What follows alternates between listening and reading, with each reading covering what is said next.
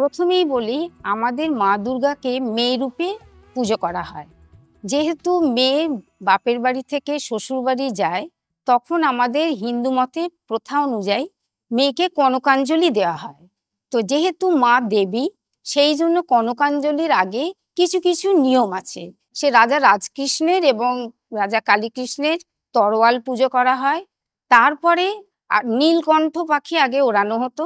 এখন সেই নীলকণ্ঠ পাখি যেহেতু ওড়ানো নিষেধ, সেই জন্য মাটির নীলকণ্ঠ পাখি দুটো তৈরি করে তাকে প্রাণ প্রতিষ্ঠা করে তখন সেখানে তাকে বিসর্জনের মতো উৎসর্গ করা হয়।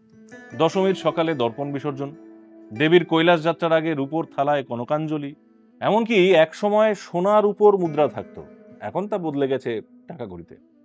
আগে নীলকণ্ঠ পাখি উড়িয়ে দেওয়া হতো আকাশে বিসর্জনের সময়, আর এখন সোলার নীলকণ্ঠ পাখি বেলুনে করে আকাশে ভাসিয়ে দেওয়া হয়।